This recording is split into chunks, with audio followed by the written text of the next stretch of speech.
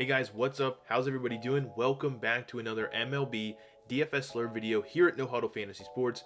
Welcome back to the channel, of course. As always, thank you guys so much for tuning in. We are talking baseball-specific DFS for the main slate tonight. Today is Monday, September 21st, 2020. And as I mentioned, we're talking baseball on FanDuel here. Main slate starting at 7:05. Now, we only have another week and a half, a total of 5 or 6 games per team available for the rest of the regular season here. As soon as October starts, we go directly into playoff baseball, those expanded baseball playoffs. But in general, we're running low on games here. We're coming towards the end of the season here, and as a result, we're coming towards the end of some legitimate DFS content for baseball. But it's been a great year. It's been a fun year. If you've been following us, if you've been following No Huddle Fantasy Sports, as always, thank you guys for doing so. And if you're not doing it, we'll make sure you do subscribe to the channel. We've ran pretty hot this week, or I should say this season. And in fact, this past week, it's been really hot. Whether you're playing baseball with us or following us with NFL, it's been absolutely crazy. Check me out at No Huddle FS on Twitter. I just posted from NFL Sunday main slate on FanDuel. Absolutely crushed it. We were basically an Eckler touchdown, an Eckler couple of catches and some yards away from taking down a major contest. Came in, I think, 5th place, but go head over to Twitter there. Check me out, No Huddle FS. Post some of the winnings there, some of the examples, but it's been absolutely fire. Of course, a lot of that is due to Daily Fantasy Nerd, the optimizer that we use for both baseball and football. I realize baseball is coming to an end, but if you're into NFL DFS, if you like to build multiple lineups, you like to find value, track your bankrolls, all that stuff, please make sure down in the description you check out Daily Fantasy Nerd. You get a free month, which is a huge bonus. If you're playing baseball, it takes you through the rest of the season into playoffs. If you're playing NFL, it gets you another 3 or 4 weeks worth of games, which is absolutely excellent just to check out Daily Fantasy Nerd. But besides that, welcome back, as I said, to another MLB DFS Slurve video. We're going to break down tonight's slate. I will say it is a smaller slate overall. With that said, let's jump over to Daily Fantasy Nerd. Let's check it out here. As you can see, we only have about 6 games available for us tonight. With that said, only 2 games showing a pretty significant, maybe 3 games showing some implied runs that are decently high. That's St. Louis playing in Kansas City, 5.42 runs projected for St. Louis. Atlanta playing at home versus Miami, 5 runs projected for Atlanta. And then the Chicago Cubs playing in Pittsburgh, 4.63 runs projected there. The other side of the coin, there's 4 teams below 4 runs on the night. That's Colorado, Pittsburgh, Seattle, and Tampa Bay. Really only one legitimate ace on the mound tonight. That's Jacob Degrom. There are some other guys that are of interest in terms of pitching, but in my opinion, this slate isn't that great. As always, we put out DFS content every single day. I'm giving you guys my honest opinion here. In my opinion, this slate is not that great. But nonetheless, let's get some action going. Let's talk about this slate. As you can see very briefly, there are no real weather concerns, but again, up to you guys. Check the Vegas lines, check weather, check lineups, of course. Make sure your guys are playing as you get closer to lock. But bouncing back to FanDuel here, let's jump into a slate. Let's start talking, as always, with our pitchers here. As I mentioned, only 6 total games available, so jumping into the slate here. And starting off with the pitcher's position, you can see here a couple of guys at the top, most notably, obviously, Jacob Degrom, followed by Adam Wainwright, Lance McCullers Jr., Marco Gonzalez, German Marquez. A couple of guys of interest there. Outside of the top, maybe 3 or 4, it gets really bleak, especially towards the bottom here. My suggestion is do not play any of the guys at the bottom, simply because a lot of these guys are either long relievers on serious pitch counts. You're talking guys with 20, 30, 40 pitches under their belt in last starts or last timeouts. So again, that's really going to damage you if you're playing DFS. You're going to have to get creative here, no doubt about it. There's going to be a lot of concentrated ownership, a smaller slate with not a lot of options. But I will say, if you're going to play, Jacob Degrom does stand out, of course, as the number 1 guy here. Now, he is 11,500. In my opinion, it's good he's priced so high. Hopefully that helps his ownership, but it really won't. You can expect high ownership here, but it's very hard to not go with Degrom. Now, a lot of people got burned by him in his last start. He pulled a hamstring. I wouldn't say pulled it. He hurt his hamstring. Obviously came out of that game, gave up a couple earned. Did not look very good playing in Philadelphia. Now he's playing today. If I could scroll back here. Oh, no. Today, he is pitching against the Tampa Bay Rays. The benefit now is he's actually pitching at home. I will say, though, the Tampa Bay Rays are not a cake matchup. They're not certainly a great matchup, and they're not a bad matchup. Jacob Degrom is obviously the most talented pitcher on the slate. There's not a lot I need to say about him. High strikeout guy, goes many innings, gives his team the opportunity to win, keeps WOBAs down, both lefties and righties, keeps his ERA down, keeps his SIERA down, keeps his xFIP down. This guy's elite. I don't want to spend 20 minutes talking about why Jacob Degrom on a 6-game slate is the best option, but obviously he is. Going through his game logs here, again, nothing to really comment on other than the fact that he is elite. This is his first start against Tampa Bay, so I think that does help him for the Mets in general. The only thing that worries about me is run support. The Mets have been running cold, but in general, he is a slight favorite, even though he's pitching at home. If we bounce back here to Daily Fantasy Nerd, you can see here 68% chance of winning, and basically all they're doing there is taking the Vegas odds. New York Mets at home versus Tampa Bay, huge favorite here. The Tampa Bay Rays themselves projected the lowest amount of runs scored on the slate, 2.81 right now. Obviously, Degrom at 7 strikeouts is clearly the highest, right ahead of German Marquez there. 32+ percent strikeout rate, really low SIERA, xFIP, all the things I talked about. And if we bounce over, just to double check here, I wanted to show you guys why I like him so much today, or in general, just like him today. I mentioned the Tampa Bay Rays. They are top 10 overall for the year 2020, top 10 in WRC+, WOBA, and ISO versus right-handers. So that's a threatening thing there. It's not elite, but it's certainly not bottom in the league. They are a good team. They've played very well, but they've suffered some injuries. Most notably, Austin Meadows is not going to probably be in the lineup. That definitely helps. That's a left-handed bat, one of their better bats. They've plugged in some guys over the last couple of days. So that's for 2020. What I do want to show you guys, though, if we go back just over the last 14 days, when we've started to see these injuries, you can see here they jump very, very far down the list. They are now 16th overall with a 93 WRC+, 301 WOBA, 164 ISO. So their numbers significantly drop if you focus just on the last couple of weeks, aka they're much worse versus right-handers over the last 2 weeks. Most importantly, they are number 2 overall in that same time period with a 29% strikeout rate. That is a ridiculously high strikeout rate. In my opinion, anything above 25 is really bad. They're sitting almost at 30. So really good spot in my opinion for Jacob Degrom. I'll definitely be getting a lot of exposure to him. Now, I don't mean to just stick right down the list in terms of pricing, but Adam Wainwright does stand out to me. I pretty much haven't played him all year, but to be fair, I based that off of previous years, and Adam Wainwright has struggled.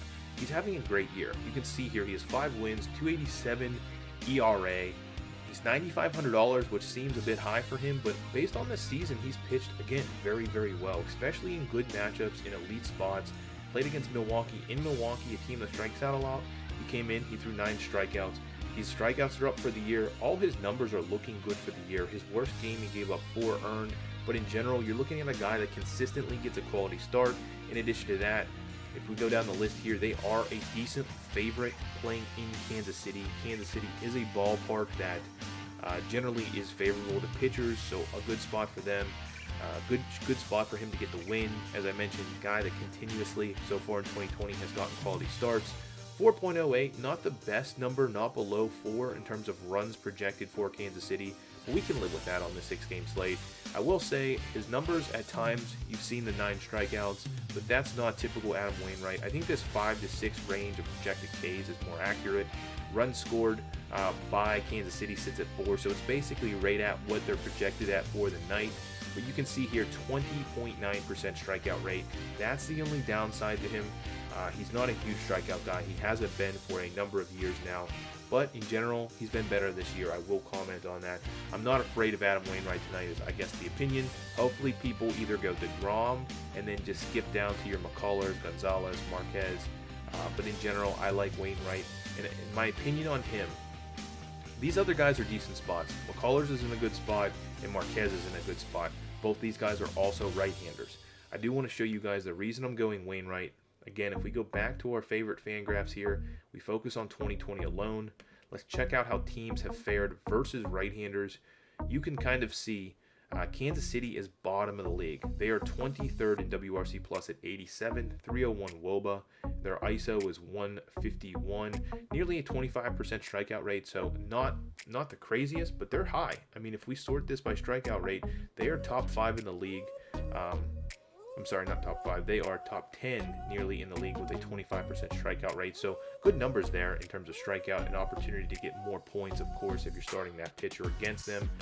But again, if we focus on the other teams, so Seattle, better. They're 16th overall. So that is who Lance McCullers is pitching against. So they're not as bad as Kansas City. I think it's just a better matchup, in my opinion, versus Kansas City.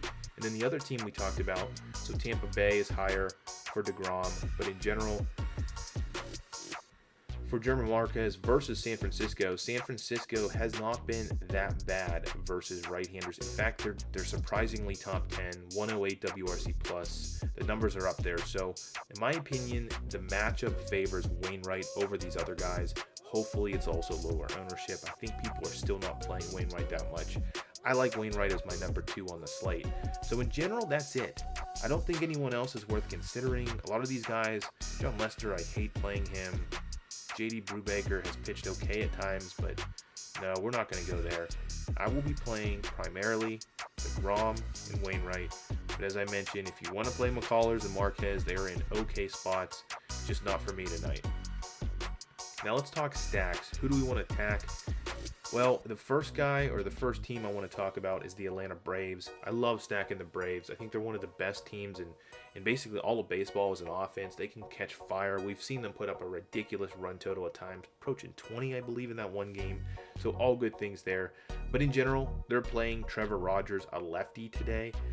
So Atlanta, much better versus righties than lefties, but still they are very, very powerful versus left-handers, and especially over the last couple of weeks, which I will show you. There's not many notes on this guy. He has not pitched long into games.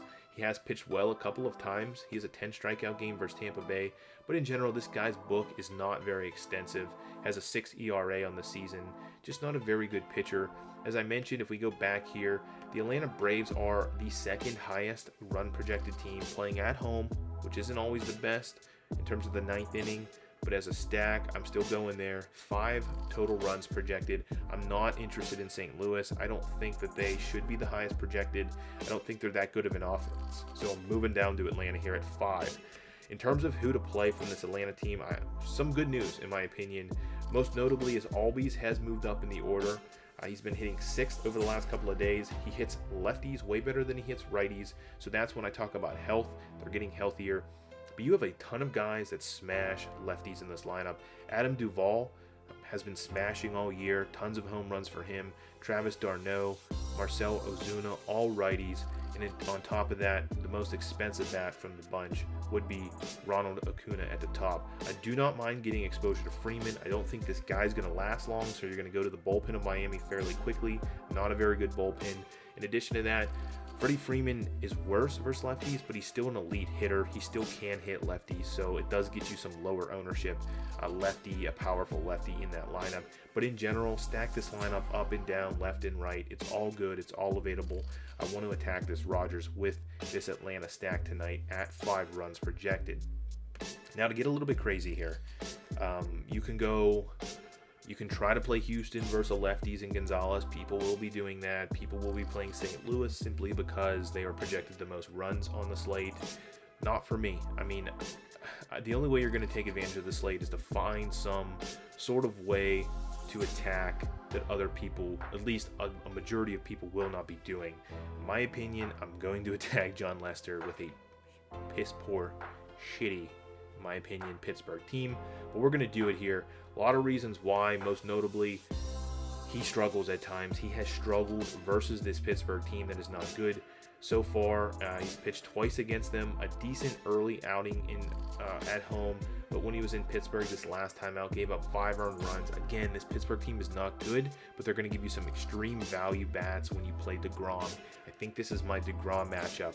I'm playing Pittsburgh stacked with Degrom. Hopefully we'll fit the rest in with Atlanta. That's generally where I'm going. The numbers on John Lester are staggeringly bad. He has been extremely lucky. He's not good. He has had a game with 1 strikeout, a game where 2 games where he gave up 5, a game where he gave up 8, another game with a 5 in terms of earned runs. Has not set himself up ever very well for the W. He is a washed up pitcher that I like to attack time and time again. More specifically though, let's jump over here. I wanted to talk about his numbers. So we talk about hard hit rate, we talk about barreling up. Those guys, those numbers that stand out. First of all, for the year, if we check here, his xFIP sitting on the year, if I can find it very quickly for you guys, for 2020 is 5.0. Now, if you run down the list very quickly, again, Jon Lester's a legend. He's a great pitcher back in the day. This is his highest xFIP of his career. His Sierra, still highest Sierra of his career, outside of his, I guess, rookie year if you exclude that. But in general, this is his worst year, yet he's still getting lucky. Now, I talked about hard hit rate, 38% in 2020. He's getting hit very hard. Again, that's his career worst in terms of numbers. He's getting barreled up at a 13% rate, nearly double his previous couple of years. Again, super bad. People are hitting him hard, and they're barreling it up, meaning not only are they hitting him hard, they're hitting it far, everything, all his numbers are up on the season. So in general, I'm very interested in stacking against him with almost any team. The hesitation, of course, is the fact that it's the Pittsburgh Pirates. Let's jump over their lineup or projected lineup here on Daily Fantasy Nerd. So my opinion, a couple of guys I do want to get exposure to. So it's Josh Bell. I realize he's a switch hitter that hits better as a lefty, but I still want that exposure. Ozuna, he likely will be in this lineup tonight if, God forbid, the Pirates set up their lineup right. He's probably their best, most powerful righty, so get your exposure to Ozuna. Very cheap. Again, all these price tags are like $3,000 or less. Get Brian Hayes, he's the rookie call-up. Pretty good hitter, has always been a pretty good hitter. $3,300. Don't mind that price tag on him. Should be hitting second or third. Brian Reynolds has... all these guys have been struggling. I'm not going to show you numbers on them, but he's a switch hitter, hits better as a righty, or hits lefties better, so when he's batting as a righty. And then Eric Gonzalez has been in the lineup time and time again. And then most notably, hopefully some of these other guys that are their more regular righties, like Kevin Newman and Cole Tucker. Hopefully those guys get in the lineup. I realize they're not the most powerful lineup, but again, you're paying ridiculously low prices on these guys. You can stack them with Atlanta and Degrom, and it works out. I've done it. I've tried it just ahead of time. It does work. But Jon Lester, again, the only hesitation is the fact it's Pittsburgh. Outside of that, any other team should be terrorizing him tonight. So that's where I'm looking at for stacks. The only other stack I've been considering just generally is the Cubs. So sticking with that same game, you can attack this Brubaker. We'll go over to his stats here. He's had an up and down season. He is what he is.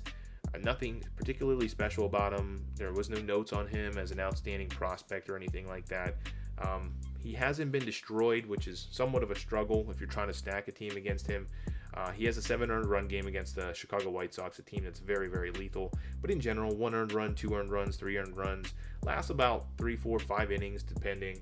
You can go with the Cubs. The Cubs have been a big letdown, but there are some individual bats like Happ, Rizzo, Schwarber. Those guys stand out. They're cheaper too, so again.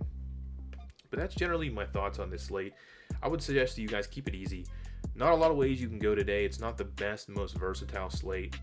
And so to quickly recap, as I mentioned, pitchers on this slate, I like Degrom, I like Wainwright. In terms of stacks, for an expensive stack, one that's going to be difficult to fit with Degrom, I do like Atlanta. I like the Atlanta Braves. Their setup tonight, it looks very good. It looks very promising.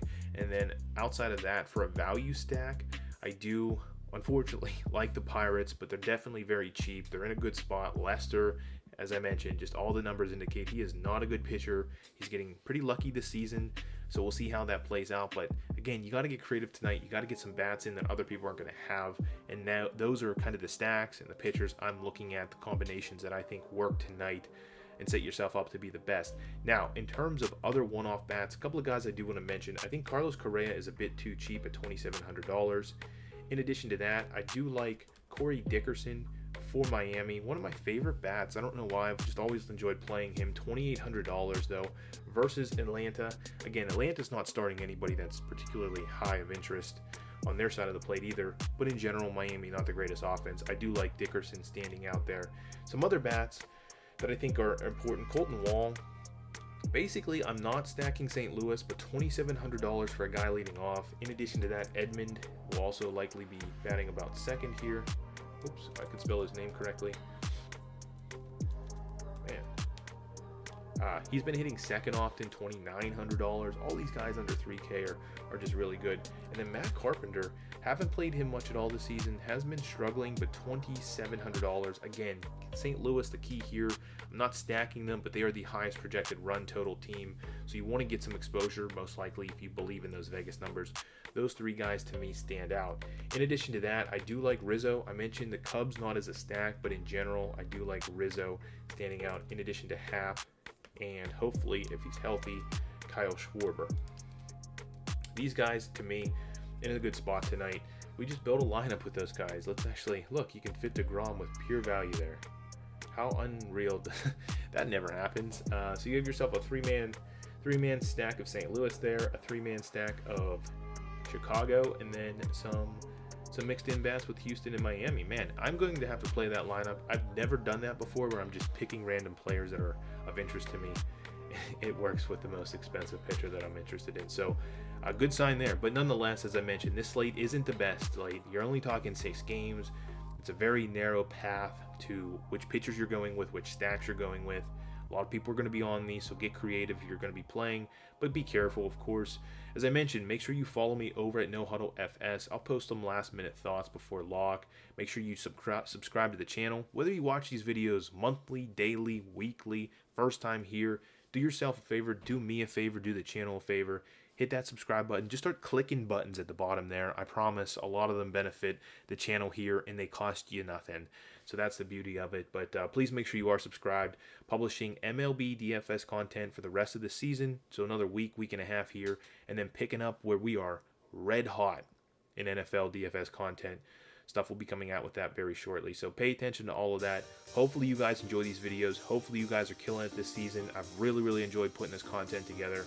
Again, make sure you check out Daily Fantasy Nerd. Whether you're playing baseball or NFL DFS, get a free month down in the description. It's an absolutely elite optimizer. So check that out. And leave me some comments down below. I'm interested to see if you guys are playing this slate. You guys have had a good time playing MLB DFS this season. All that stuff, I'd love to hear it down below. But besides that, as always, good luck tonight, and I will catch you in the next video.